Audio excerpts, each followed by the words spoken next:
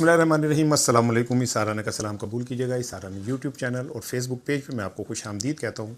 हस्ब मामूल मेरी दुआ है कि आप शाद रहें, आबाद रहें, ढेरों खुशियाँ आपको अल्लाह ताला अता फरमाए। आज हफ्ता है कि ज़िकत 9 मई और 27 विसाख है। 9 मई बड़ा इम्पोर्टेंट दिन। मैंने कल भी कहा था कि 9 मई का जो दिन है ये पाकिस्तान की सियासी तारीख का कभी पीछा नहीं छोड़ेगा। और इस 9 मई के नाम पे जो कुछ भी पीटीआई के साथ हो गया या हो रहा है वो इट्सेल्फ एक अलहदा से एक हिस्ट्री है। 9 मई पे जो कुछ भी हुआ मैं उसे पूरी तरह कंडेम करता हूँ और मैं ये समझता हूँ कि इस सतह पे नफ़रत नहीं जानी चाहिए। लेकिन मैं इसके साथ साथ मुसलसल एक ही बात कहे जा रहा हूँ कि इस सारे मामले का एक दफ़ा दूध का दूध और पानी का पानी होना बहुत ज़रूरी है। अब फ़ौजी अदालतों से इंसदाद दहशतगर्दी की अदालतों से सज़ाएँ हुई हैं, लेकिन अभी तक 3 साल गुजरने के बावजूद भी मामलात अपनी जगह पे वैसे ही कायम हैं।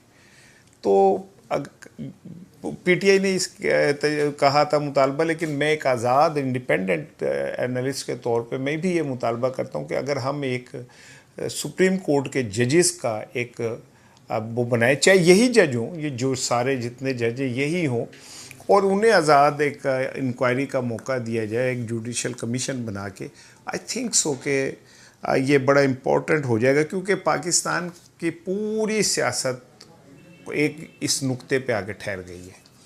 मैं दोबारा कहता हूँ कि मैं ये साथी तौर पे समझता हूँ कि जो भी उस दिन हुआ वो बिल्कुल गलत हुआ और ऐसा नहीं होना चाहिए था। लेकिन इसके साथ मैं ये ज़रूर कहता हूँ कि इसकी एक दफ़ा दूध का दूध पानी का पानी होना बहुत ज़रूरी है। एक दफ़ा पता चल जाए तो जो ज़िम्मेदार हैं उन्हें सज़ाएँ मिल जानी चाहिए। वैसे तो पाकिस्तान के अंदर अगर हम माजी में नज़र डालें तो क्या जुल्फ़िकार अली भुट्टो की फांसी के बाद, उनकी शहादत के बाद उनके साहबजादे ने जुल्फ़िकार बनाई, और फिर मुझे याद है सलीमुल्लाह टीपू नाम था उस लड़के का जिसने पाकिस्तान का तैयारा अगवा किया, अफ़गानिस्तान लेके गया, उसमें मौजूद हुकूमती एहलकारों को उसने कत्ल भी किया। बाद में वो सुना कि वो भी कत्ल हो गया था। लेकिन ये बहुत भयानक हिस्ट्री है हमारी माजी के अंदर अगर देखे जाए। इवन ये मोस्ट रिसेंट के अंदर सुप्रीम कोर्ट पे हमला तो अपनी जगह पे है, लेकिन मियां नवाज शरीफ साहब को 10 साल सज़ा हुई इस बात की कि उम्र कैद हुई थी कि उन्होंने जनरल परवेज़ मुशर्रफ का तैयारा जो है वो अगवा करा लिया था, और उसके इस वाक़े के पीछे पूरी इस्टेब्लिशमेंट खड़ी थी। लेकिन उसके बाद उन्हें सज़ा हुई, और सज़ा होने के बाद बीच में अमेरिका पड़ा और सऊदी अरब पड़ा और उनकी जान बच गई। हमारी अदालतों के फ़ैसले बस इतने ही हैं। कहा यह जाता है कि जब ये केसेस चल रहे थे तो अमेरिकन को ये खौफ हो गया कि कहीं मियां नवाज शरीफ साहब को ये अदालतें जो हैं फांसी ना दे दें। तो कहते हैं कि जब वो अमेरिकन प्रेसिडेंट कुछ 1 घंटे के लिए 2 घंटे के लिए पाकिस्तान स्टे किया था, तो जब वो वाशरूम गए, ये मैंने पढ़ा है, तो परवेज़ मुशर्रफ ने उस वक्त के चीफ जस्टिस जस्टिस इरशाद हसन थे, उनको इशारा किया काका उधर। वो उनके पीछे पीछे गए और वहाँ जाके उन्होंने बातों बातों में कहा कि हम ऐसा फांसी वांसी देने नहीं जा रहे। उन्होंने आका को बता दिया कि आका आप ज़रा टेंशन ना लें।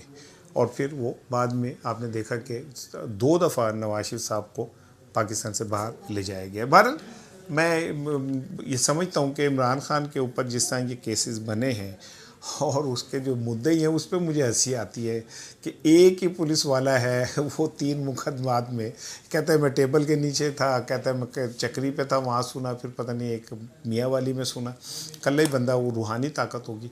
एनीवे मैं ज़्यादा मैं कमेंट नहीं करता, लेकिन मैं बस इतना ही सेफेस्ट कह सकता हूँ कि उसके बाद पंजाब में जो जुल्म की दास्तान लिखी गई, जिस तरह लोगों के घर उजड़े, जिस तरह लोगों ने अपने घर बार बेच के अपने बच्चों की ज़िंदगियां बचाई, जिस तरह घरों के अंदर पुलिस घुसी, जिस लेवल पे तोड़ फोड़ हुई, जिस लेवल पे बर्बरियत हुई, अभी नहीं बोलेगी तारीख, कभी तो बोलेगी, इसके ऊपर ज़रूर बोलेगी। मैं भाई इतने ही 9 मई के हवाले से कहना चाह रहा था। लेकिन आज के जो मेरा वीलॉग है वो 2 इम्पॉर्टेंट चीज़ें हैं। एक तो ये कि मियां नवाज शरीफ साहब ने कल इजलास की सदारत की, जिसमें गिलगित आज़ाद कश्मीर के टिकट्स के हवाले से उन्होंने इंटरव्यूज़ वगैरह किए। यहाँ से पीपल्स पार्टी और मुस्लिम लीग नून में एक बड़ी जंग शुरू होने जा रही है। और इसका बेनिफिशरी पीटीआई भी हो सकती है। लेकिन चूंकि इस सिस्टम में पीटीआई के लिए सुर्ख दायरा है तो शायद ना भी हो, लेकिन बहरहाल पीटीआई के पास एक मौका है गिलगित बल्तिस्तान और आज़ाद कश्मीर असम्बलियों के अंदर एक दफ़ा, क्योंकि पिछला जो जलसा हुआ है आज़ाद कश्मीर में पीटीआई का, वो कहते हैं तारीख साज जलसा था, अभी चल रहा है, तो इस पे मैं बात करूंगा। लेकिन इससे पहले मैं एक इम्पॉर्टेंट चीज़ आपके साथ शेयर करना चाह रहा हूँ। आपको याद होगा कि अभी कुछ दिन पहले एहसन चट्टा साहब हैं जिन्होंने, वो आयरलैंड रहते हैं शायद, उन्होंने वहाँ से एक मेरे उस पे वीलॉग किया। मैंने ये क्या कहते हैं आईपीपीज़ के हवाले से एक वीलॉग किया जिसमें मैंने कहा कि 26 जो हैं आईपीपीज़ वो शरीफ फैमिली के हैं। लेकिन उसी शाम मैंने अपनी तस्दीक की कि मुझे जो किसी ने ये भेजा था वो गलत भेज दिया था। आई थिंक कि 26 नहीं है, हाँ उनके दौर में 26% जो है आईपीपीज़ लगे। जाहिर है हमारे पास सोर्स ऑफ इंफॉर्मेशन जो है सम टाइम आगे पे, लेकिन मैंने उसी दिन उसके बाद एहसन चट्टा साहब ने एक वीलॉग किया और उसमें मुझे को 8-10 मिनट के अंदर बहुत गंदी गालियाँ दी, माँ बहन बेटी की गालियाँ, और शदीद किस्म की मतलब मैं समझता हूँ कि कोई शरीफ आदमी उसको 1 मिनट से भी ज़्यादा नहीं सुन सकता। और बेशतर दोस्तों ने मेरे यही कहा कि हम 1 मिनट भी नहीं सुन सके, और मैं तो मुझसे कसम ले लें कि मैंने वो सुनी ही नहीं है। और उसके बाद भी उन्होंने जारी रखा। अभी आज भी मेरे एक ट्वीट के ऊपर उन्होंने नीचे जाके मुझे धमकी दी कि क्या कहते हैं थोड़े दिन वेट कर ले, तुझे मैं बता दूंगा। तो मैंने कुछ दोस्तों से मशवरा किया कि इस पर मुझे क्या करना चाहिए, तो बहुत सारे दोस्तों ने मुझे यही कहा कि आप एक लीगल एक्शन करें। आपको याद होगा कि मैंने जवाब में जो वीलॉग किए उसमें कोई गाली नहीं दी, कोई गंदा लफ्ज़ इस्तेमाल नहीं किया, बल्कि मैंने एहसन चट्टा साहब की बहनों, वालदा और बेटियों को मैंने कहा कि मेरी बेटी है, मेरी बहन है, मेरी वो इस एहसन चट्टा की माँ जो है वो ज़ाहिर है एज में हमसे थोड़ी सी आगे बड़ी होंगी, वो मेरी बहन है। और मैंने ये मुसलसल 2-3 दफ़ा वीलॉग किए और उसमें ये कहा, और आज भी मैं इस बात पे कायम हूँ कि एहसन चट्टा से मेरे जो भी मामलात हों, लेकिन मैं उसकी फ़ैमिली की ख़वातीन की दिल से इज़्ज़त करता हूँ। लेकिन मैंने मोहम्मद अज़हर सदीक एडवोकेट साहब के ज़रिए सुप्रीम कोर्ट ऑफ पाकिस्तान के ज़रिए एहसन चट्टा को 1 अरब रुपये हर्जाने का कानूनी नोटिस जारी कर दिया। और उसमें मैंने क्या कहते हैं पीका आर्डिनेंस और दीगर कवानीन के इतलाक़ के लिए मैंने कहा है, और इसमें मैंने जो मुतल्लिक़ा अथॉरिटीज़ हैं उन सब को भी दरख्वास्त दे दी है कि आप इसके ऊपर एक्शन लें। और क्योंकि मैं कोई भी ऐसी चीज़ नहीं करना चाहता जो ये समझ लें कि आप जैसे कानूनी तौर पर महज़ब ज़बान में कहा जाए कि मैं कोई लड़ाई झगड़ा नहीं करना, मैं गाली का जवाब गाली से नहीं दे सकता। मेरा पूरा लाइफस्टाइल अगर आप उठा के देख लें तो उसमें मैंने कभी भी किसी को गाली के जवाब में गाली नहीं दी है। लेकिन जितना एहसन चट्टा साहब ने मेरे पे किरदार कुशी की, गालम गलोच की, बहुत गंदी बिलो द बेल्ट बातें की, तो मेरे पास एक ही था कि मैं अदालतों से रुजू करूं। और मैंने उन्हें दरख्वास्त दे दी है कि जनाब मुझे एहसन चट्टा साहब मुसलसल गालियाँ दे रहे हैं, हैरेस कर रहे हैं। आज भी उन्होंने जो ट्वीट के नीचे किया मैंने आपको दोहरा दिया। तो मैंने एक लीगल एक्शन लिया है। अब मैंने देखना है कि हमारी अदालतें जो हैं वो इस हवाले से क्या रवैया अपनाती हैं। मैंने तो अदालतों का दरवाज़ा खटखटा दिया है। मैंने नवाज शरीफ साहब की और बात की थी, मैं उस तरफ आता हूँ। और ख़लीज की सूरत हाल तो आपको पता ही है। मैंने आपको कहा कि ये डेडलाइन आज रात है, और अमेरिकन का ये कहना है कि आज रात अगर ईरानियों की तजावीज़ हम तक नहीं आई फ़ाइनल तो फिर कल तो काम शुरू हो जाएगा। आज वहाँ पे कांग्रेस के अंदर साड़ी बल्ले बल्ले हुई है, वो एक करारदाद भी पेश हो गई है हमारे खराज तहसीन की। और ट्रंप ने भी एक दफ़ा फिर शहबाज शरीफ साहब और फील्ड मार्शल साहब जनरल आसिम मुनीर साहब की बहुत तारीफ़ की है, और जेडी वेंस ने भी मेरा ख्याल की है। लेकिन इन तमाम बातों के बावजूद मुझे ऐसा लगता है कि पाकिस्तान अपना पूरा जोर लगा रहा है कि किसी तरह मामला सुधर जाएँ, लेकिन सुधरने में आ नहीं रहे, क्योंकि दोनों फरीक ईरान भी और अमेरिका भी वो कुछ ऐसे मुतालबात पे खड़े हैं जहाँ से वो पीछे कोई भी दोनों में से नहीं होना चाहता। वो यूरेनियम लेना चाहते हैं, वो देना नहीं चाहते।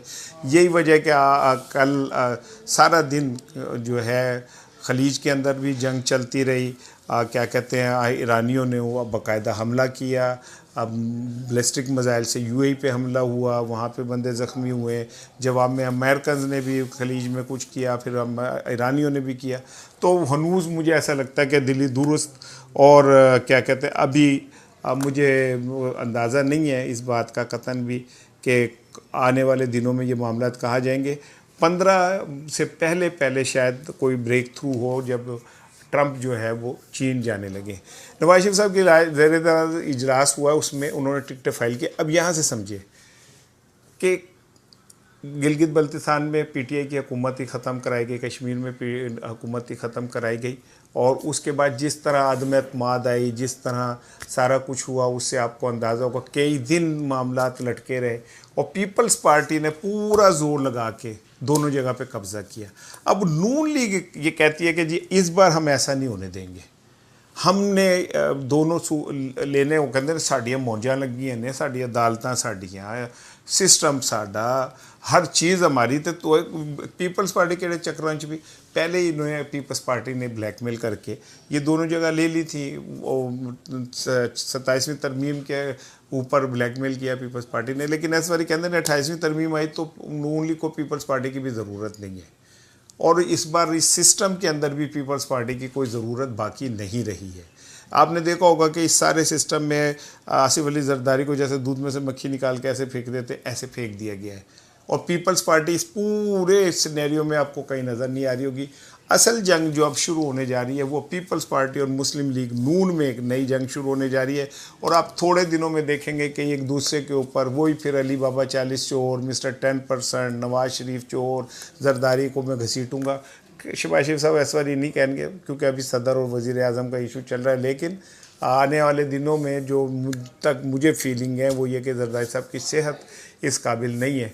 तो मैं माइट भी कि अगर वो ज़रा सा भी पीछे हुए तो फिर काम कितने चले जाए। मुझे पीपल्स पार्टी का मुस्तकबिल भी ख़त्म होता नज़र आ रहा है, क्योंकि जरदारी साहब ने तो खींच तान के जो चलाना था चला लिया। बिलावल भुट्टो नहीं चला सकता। बिलावल भुट्टो ने जब भी अपनी मर्ज़ी से चलाया, याद रखिएगा, काम किसी और पास से टूर पेगा।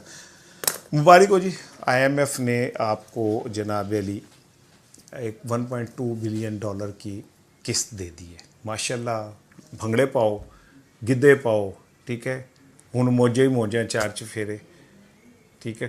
फ़कीरों के घर कोई फिर खैरात दे गया, लेकिन ये खैरात नहीं है, यह सूद नाल वापस करनी है। तुसी आप अंदाज़ा करें कि पाकिस्तान के अंदर इन दो जमातों ने पाकिस्तान का बेड़ा गर्क कैसे किया। 1980 के आखिर में पाकिस्तान और इंडिया दोनों आलमोस्ट एक ही तरह की सिचुएशन का शिकार थे। कहा यह जाता है कि इंडियंस ने तो अपना सारा सोना जहाज़ में भर के बरतानिया भेज दिया कि हम ये गिरवी रखवा के पैसे ले लेंगे। इसी दौरान नरसिम्हा राव वहाँ वज़ीर आज़म बने, यहाँ पे नवाज शरीफ बने, और उसके बाद नवाज शरीफ IMF के पास चले गए। नरसिम्हा राव ने कहा कि नहीं, हम अपने तौर पे अपने चैलेंजेस का मुकाबला करेंगे। इंडिया हमारा दुश्मन है, लख लानत, 100 वारी होते थे लख लानत, जदों साढ़े नाल टकराएगा जुतियाँ खाएगा। हमने अभी भी उसको जूतियाँ मारी हैं। 1 साल मुकम्मल हुआ है, पाक फ़ौज ने उसको ना बता दिया कि तेरी औकात क्या है, लेकिन उनकी लीडरशिप ने अपने मुल्क को गिरदाब से निकाला, और आज कोई माने ना माने वो इक्तिसादी कुव्वत है। बिलियन डॉलर्स उसका इकॉनमी है, उसके एक्सपोर्ट बिलियंस डॉलर में है, ठीक है। उसके ऊपर कर्ज़ा आप देख लें क्या है, IMF का वो मोहताज नहीं है।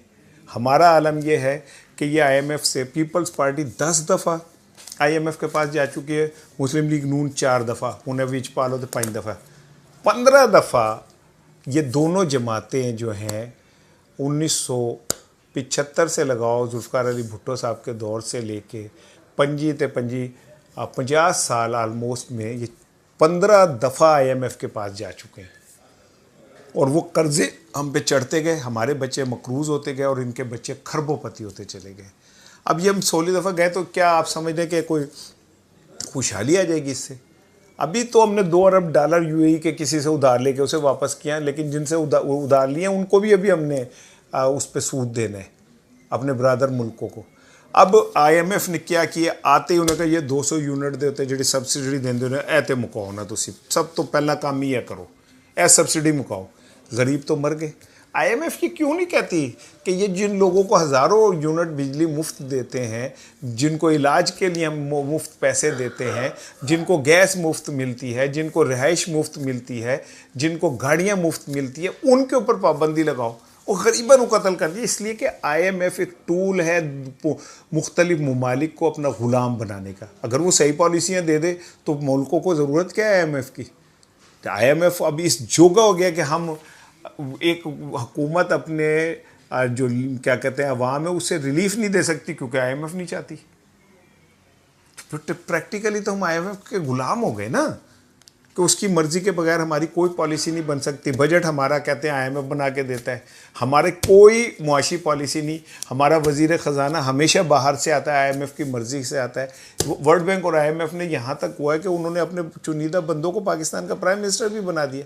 मोइन कुरैशी क्या थे, वो कहाँ से आए थे? फिर ये शौकत अजीज़ ये कहाँ से आए थे? उनके मुलाजिम थे। सो पाकिस्तान को अब समझ लें कि पेट्रोल अब सब्सिडी शायद अगले 12 घंटों में जब आपके तक जाए तो बढ़ चुकी हो, तो पेट्रोल महंगा होगा। अभी आप देखिएगा कि महंगाई का एक बहुत बड़ा तूफ़ान जो है वो आने वाला है।